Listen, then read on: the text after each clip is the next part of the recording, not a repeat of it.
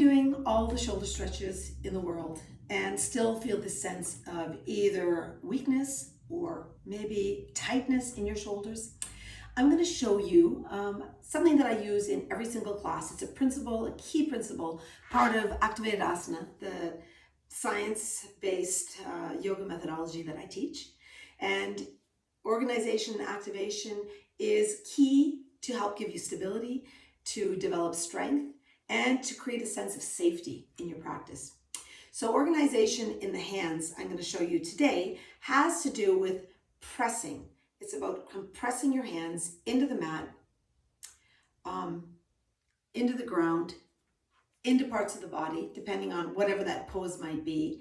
And then imagining that you're dialing your hands away. If I'm going to keep my hands deeply rooted in the mat and imagine I'm dialing them away, what happens is that I get an external rotation in the shoulders.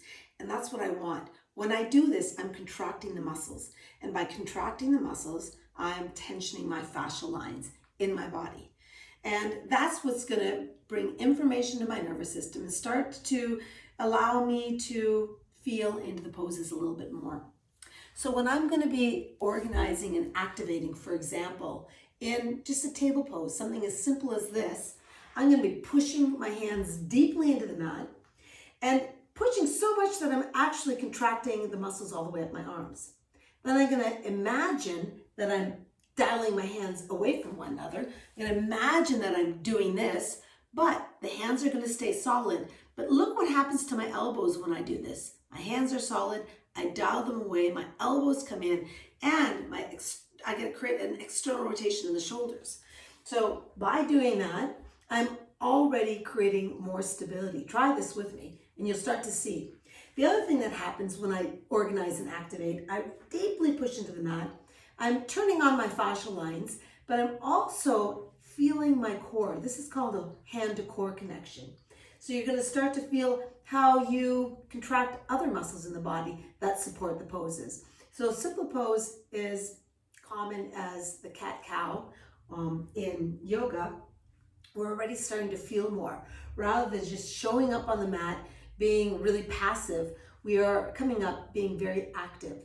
So I'm pushing into the mat, dialing my hands away. I'm already feeling my elbows turn in, and I'm feeling this external rotation. You can see as I push in, my my shoulders draw away. And it's almost like I am creating more space in my chest, in my collarbones.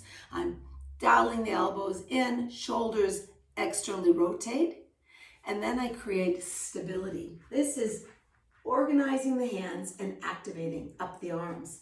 And then you can go through cow and cat, lifting the heart, feeling deep pressure into the mat with the hands.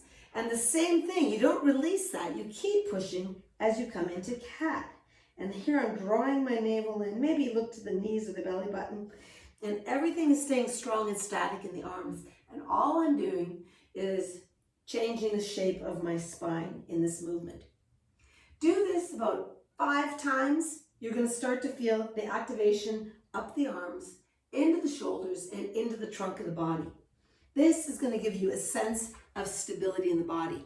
And when I teach my yoga, the priority is always stability. We want to be stable in every pose before we move forward. Once we're stable, that strength starts to develop in the poses. And therefore, we can progress in our practice and start doing some more challenging poses after that safety aspect is felt in the body. So I invite you to join me, give it a try. Come to a online class or a live class and check it out for yourself. There's lots of great tips, great drills that we do, and lots of value. So I wish you a beautiful day, and I hope to see you on the mat.